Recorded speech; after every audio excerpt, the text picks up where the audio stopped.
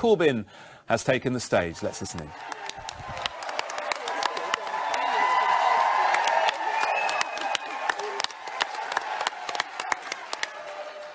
Thank you. Thank you for that fantastic welcome.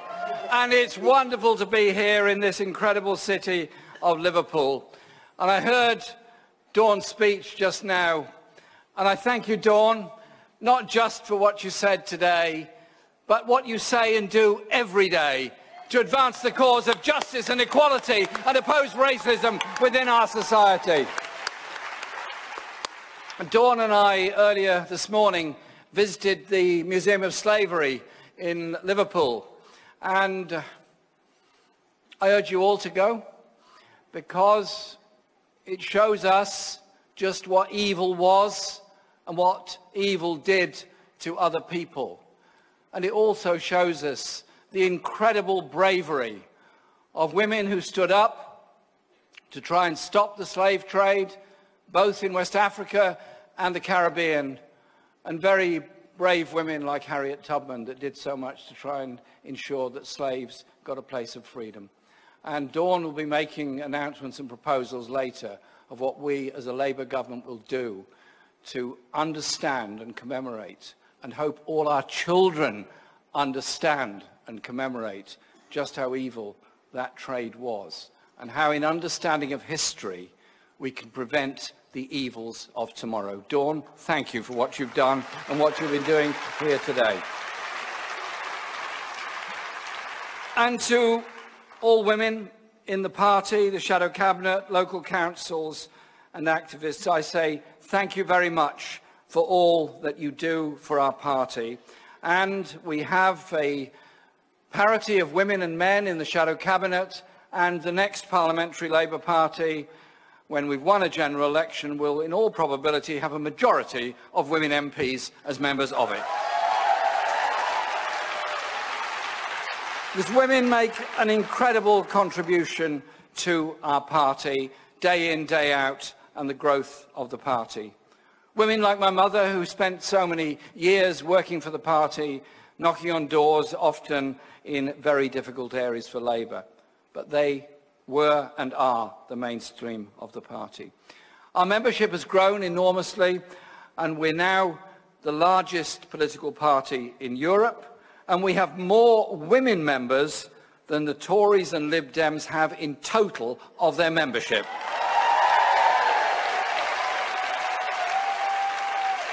And whilst the government may be led by a woman, it is not being led by the rights of women. And again, in the current Parliament, we have more women MPs than all the other parties combined. And I have to say what a fantastic contribution they make to Parliament and to the life of our party.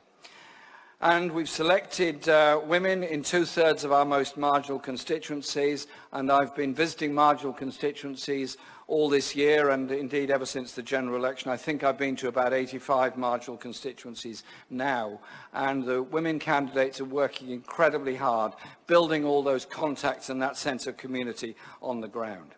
But I'm not complacent about our prospects in the general election, any more than I'm complacent about the prospects of women in our society.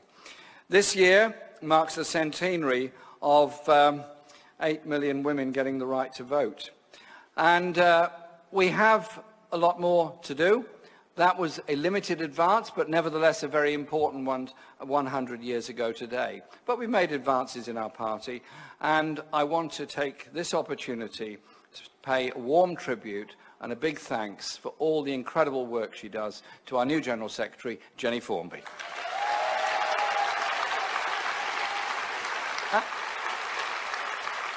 And you look around this room, we are people from all backgrounds, all religions, all faiths. We are diverse. But what unites us together is campaigning to end the hostility in Britain to the poor, to the vulnerable, to the dispossessed, that was created by the Tories. It wasn't just the hostile environment that Theresa May created as Home Secretary towards people from the Caribbean, and that was disgusting and disgraceful as anything could be. It's the hostile environment that's there day in and day out to the poorest and most vulnerable within our society. We are campaigning and fighting to build a Britain, literally for the many, not the few. A society that doesn't just care for everybody, but is proud to care for everybody, is strong enough to say we stand up with and for the poorest and weakest in our society, because a society is only strong when it cares for everybody within it. The Tories' 8 years of austerity is responsible for what the Prime Minister delicately calls the burning injustices that she said she was going to tackle. But far, far from building an economy for everyone and helping the just about managing, this government has transferred cash from the purses of women to the bank accounts of the very richest men in our society and in the world.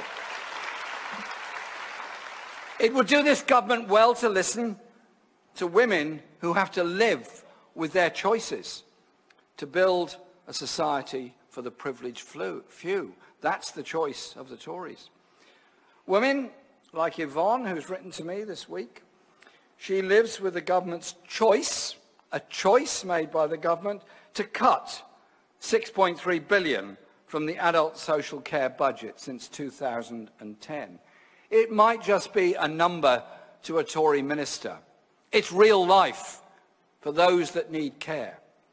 And Yvonne asks, when are carers going to get a fair deal and enough money to be able to live on? And she goes on to say, carers are saving the government thousands on what would be paid by the NHS or care homes to do what we do. Can we have a carers charter? Can we have someone standing up for carers' rights and help us? Because most of us are resorting to begging people for things that we can't afford. I think many in this room would understand the pain of wanting to look after somebody you love, somebody you support, somebody you care for, not having enough money to do it, giving up a job in order to do it, or being faced with a care home that is simply not there or not available. It's Labour that's taking this seriously, with Barbara Keeley round the shadow cabinet table, speaking up on social care issues, and us committed to a national care service to ensure there is decency of care available for all those who need it, wherever they are in this country, not a postcode lottery.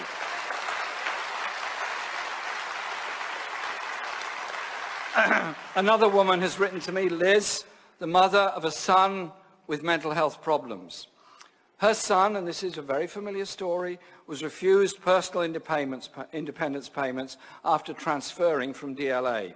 She says, we appealed and he was awarded PIP till December, but in May his PIP was stopped by the DWP for reassessment. This makes a mockery of the system. Imagine you've been given the PIP and then it's taken away. How do you survive? And Hannah, who says, as a country, we have known for many years corporate tax is not being paid. The results could fund the NHS and the education system without taxing poor people even more. I'm struggling to support my daughters. What kind of mother cries because she's worried about things like food shopping and bills? And why, despite being one of the wealthiest countries in the world, and we are, in the UK, just last week we were ranked 17th out of 28 EU countries for women's life expectancy. Our country demands better. Labour will deliver better when we've won an election to do so.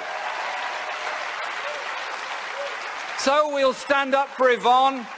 We'll create a national care service with a sustainable budget to provide dignity for all. And we will increase the carers' allowance for unpaid carers. And I announced that as a policy on the first day of the general election campaign at a carers' conference in Birmingham. And Liz, I promise you, Labour will end the hostile environment and restore a social security system to ensure your son and other children with mental health problems are treated with the compassion and dignity they deserve. To Hannah, Labour will end the scandal of multinational companies paying next to nothing and ensure our NHS and public services are funded in the proper way they should be. Let's make no mistakes. We also have to take action to end the gender pay gap Barbara Castle brought us the Equal Pay Act of 1970, but there's still a gender pay gap of 19%. In government, we'll make sure companies don't just audit, but act. And if they don't, they will face fines for not acting to close the gender pay gap. But change comes about because people stand up in their unions, in their communities, in their societies. And I want to pay tribute to those women from the BBC and in workplaces all around the country, and many of you here today who've said enough of pay discrimination. And I say to brave women who have said, me too, by exposing their experience of sexual harassment and sexual abuse, including in our own party and our movement, we have not always met necessarily the highest standards which are rightly demanded of us. I am absolutely determined our party and our movement will always have the very highest standards so that everyone is safe and secure in our movement, and sexual harassment has no place whatsoever in our movement.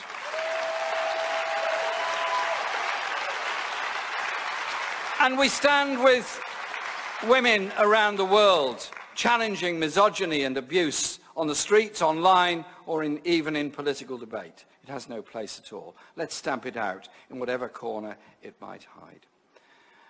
There is one of us in this room who deserves a big legacy and should never be forgotten. That is the late Jo Cox. So let us repeat her poignant words, that what unites us is greater than that which divides us. And next week, the day after conference ends, I'm travelling to Brussels at the invitation of the Mayor of Brussels, because Brussels has decided to rename a square in Brussels in memory of Jo Cox, and I've invited her close friends and family to go with me for that event. And I think we should say thank you to Brussels for remembering Jo Cox and the way that she was murdered by a racist, by a far-right extremist. The world we want to see is one built by women like you, women's officers in our constituency parties, reps or shop stewards in the workplaces, campaigners and organisers in local communities. And together we honour those around the world who are standing up to the likes of Trump, trying to control the bodies of women with punitive policies like the global gag rule, and campaigning for abortion rights in Northern Ireland in the spirit of the excellent Repeal the AIDS campaign.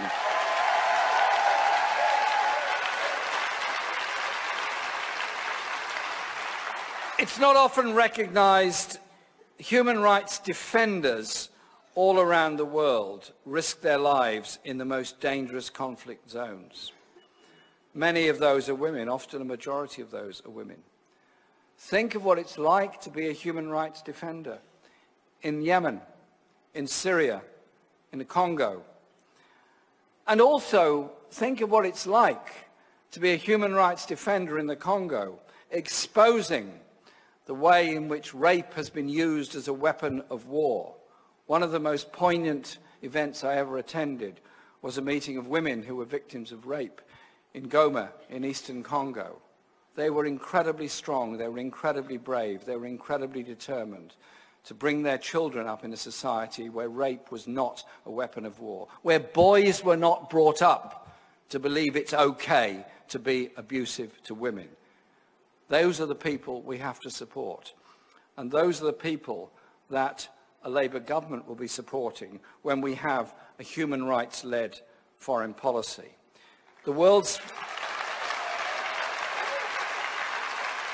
It's the world's poorest women taking action against big multinational companies,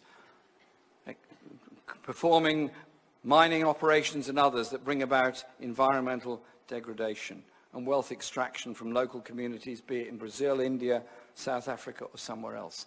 Those are the women, Arundhati Roy and so many others, that actually inspire us so much. They inspire me and they inspire all of us.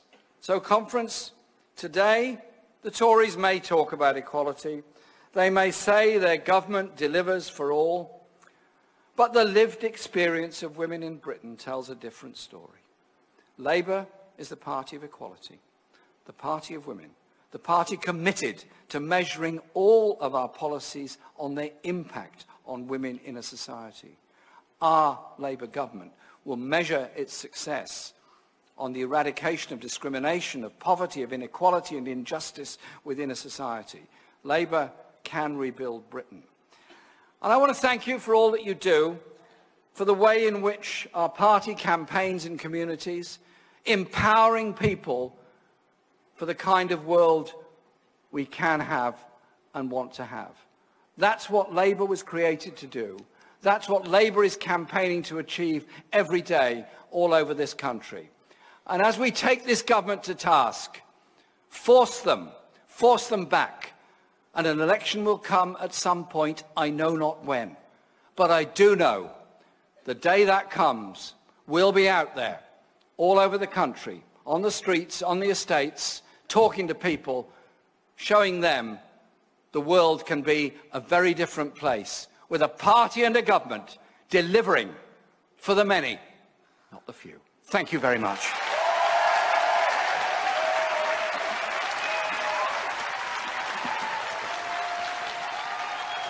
So that's Jeremy Corbyn, leader of the Labour Party, speaking at the Labour Women's Conference in Liverpool before the main Labour conference gets underway later this weekend.